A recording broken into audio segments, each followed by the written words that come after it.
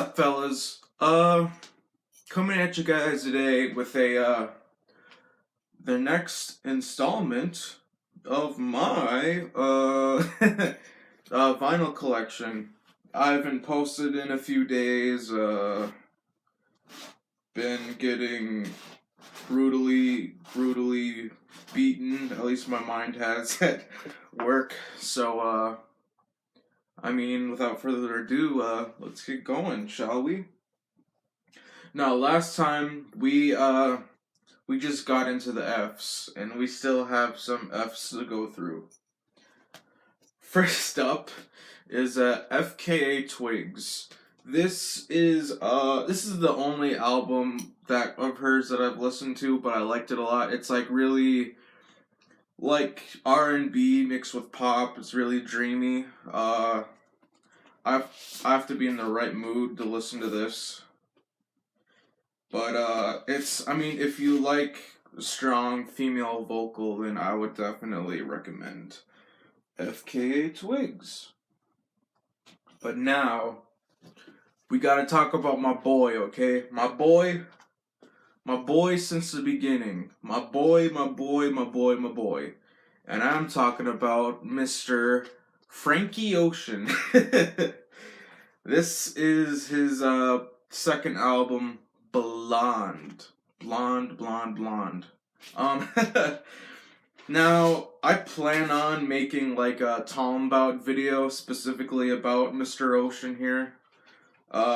This comes on like really cool, like see-through pressing, but I won't elaborate on him too much now. I'm gonna wait for the Talmbout video, but he's in a very high regard to me. Yeah, this album, with good as an album as Channel Orange here, if you've seen like my second video ever, I talked about how this is my favorite album of all time. But yeah, well, let's just talk about both of them now. Who gives a shit? So, this is my favorite album of all time, but I think Blonde musically is like bolder and like takes a ton more risks than Channel Orange. Channel Orange played it pretty safe, but fucking god tier. What do we got next? Ah, yes, we got the one and only Full of Hell featuring Merzbow. Full of Hell are a power violence band. They're like pretty much ever since I got a 7-inch up there of the Full of Hell and Nails split. Pretty much ever since then, when they had that split with Nails, like they've went on like one of the more popular power violence bands, at least as far as modern power violence goes. And Merzbow. Merzbow is a Japanese harsh noise artist. But yeah, Merzbow and Full of Hell, they really work together on this album, because I do like my power violence to be really noisy and chaotic, and that's exactly what Merzbow helps them bring to the table here. Just really good, abrasive, splitting your ear open shit. And up next, we got Full of Hell's most recent album, Trumpeting Ecstasy. I'm gonna be honest, this was my first introduction in the Full of Hell. Like, I knew about them prior to this album dropping, but this is definitely their most hyped album. Oh, I forgot to show on the Merzbow one that comes on a really sick pressing. Ooh, look at that. It's like a flower. Sick.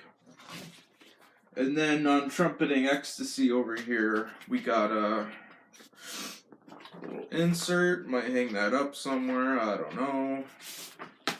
And this comes on clear pressing like Blonde was previously.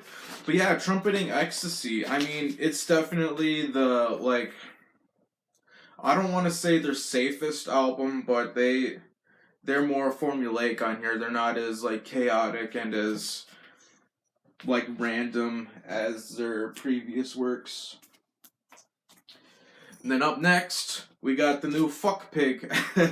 album called Bastards. I think this came on a cool pressing too. Fuck Pig is another power violence band.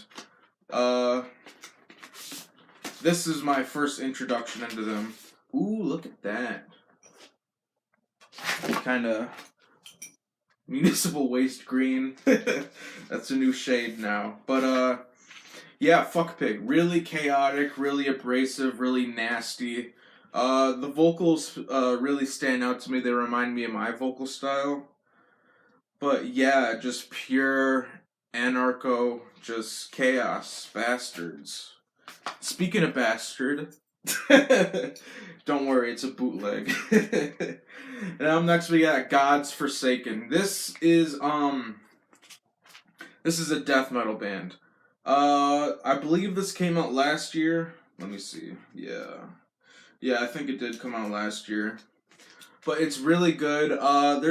I'd say this album has in Pitch Black Grave has like a little flavor of black metal to it, but yeah, if you're looking for really like buzzsaw fucking rip your head off death metal, then I recommend God's Forsaken.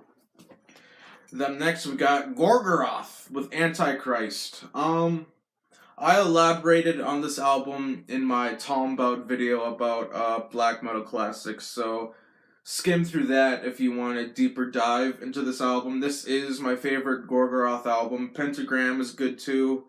The Gaul stuff I like, but I like when I first started listening to Gorgoroth, I preferred Gaul's material, but I think Pest, the vocalist on this album, does a way better job. What do we got next? Gorguts, Colored Sands. This came out in 2013. I vividly remember because this was one of my favorite death metal albums that came out that year. I mean, it's pretty technical, sometimes a little too technical for my taste. Like, I personally don't really enjoy technical death metal that much. I like my death metal to be like primitive and savage and shit like that. But I mean, if you're looking for a really intricate and kind of earwormy shade of death metal, then I recommend this album. I prefer Gorguts' earlier works compared to this when they had more of a brutal edge, but what are you gonna do? Ooh, up next we got Ghost. Ghost. What's up with Ghost? Ghost, I got into them around when this album came out. When was it anyway? I don't know. Came out earlier this decade. Opus Eponymous. This is definitely my favorite Ghost album because this is definitely their metal album. I'd say their 3 albums after this are like more hard rock, but this is like definitively metal. I remember peeping this album when it first came out before I was into Ghost, and I was like, oh, it's alright, I kind of left it alone.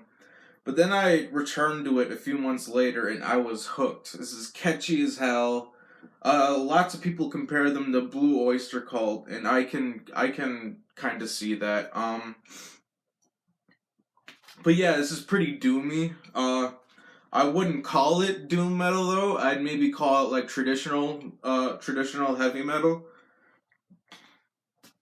But yeah, dude, fucking Ghosts are huge now. I was a teenager when this came out, but teenagers nowadays, like they're all about Ghost. I mean, for good reason. I mean, they make some damn good music. Like, Ghost is kind of taboo in the extreme music community, but I don't know. I like it. I mean, they've won a Grammy, for God's sakes. And then we got Ghost's second album, Infestasumam. I probably butchered that. And this, fun fact, during a legal battle for their name, during the time when this album came out, temporarily, Ghosts were called Ghost BC.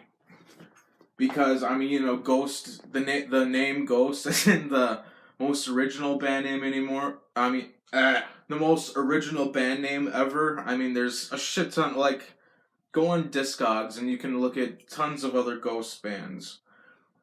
But yeah, I guess after this though, they claim the rights because they're not called Ghost BC anymore.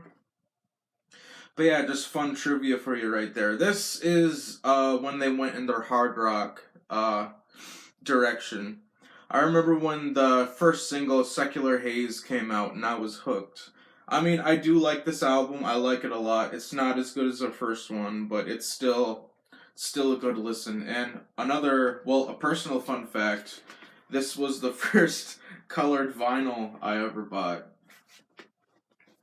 Yeah, this was like one of the first records I bought for my collection. But yeah, Ghost BC, Infus, whatever. Now I'm gonna talk about the third album. I don't really like. I never liked that album. That was the album that won the Grammy. But I don't know. I didn't like it. I didn't like any of the singles. The songs were kind of meh to me. But what are you gonna do? But the most recent album I actually really like. This is Prequel. I probably butchered that pronunciation too, but look, I got this pre-ordered. It's like a graphic-y. It's pretty tight. But this album was definitely more of a return to form for Ghost. I think I love the first single, Rats. That song is catchy as fuck. And most of this album is pretty good. My favorites would be Life Eternal and of course Miasma. But I mean, they still got the pop angle. They're still catchy as hell. Still writing good riffs, and this album probably is gonna end up on my favorite of this year list, which I will start compiling since we're almost done with this year. Okay, I got two more left, both with goat in the name. This is Goat Blood. This is a blackened death metal band. I discovered them on Bandcamp. This comes on a really cool Goat Blood red pressing. But yeah, if you're into really blasphemous, just really hate-filled, just punishing blackened death metal, Goat Blood is the way to go. And to finish off this whole list, we got Goat Penis. I talked about Goat Penis, this album, in my Talmud video about war metal. But yeah, in case you're like a new subscriber and don't know what war metal is, in my eyes, it's the perfect combination of death, black, and grind. But yeah, this is a really good, I think the band name is intentionally hilarious. But yeah, Goat Penis Inhumanization. Good shit. Well, that's all I got for y'all today. Coming down the pipe, I'm gonna try to make videos more often. I keep talking about it, but yeah, I will record the Switchblade Cheater review next. That'll be the next video I do. And yeah, we'll see what happens for there. Share if you liked it, like if you liked it, subscribe if you liked it, and see y'all later.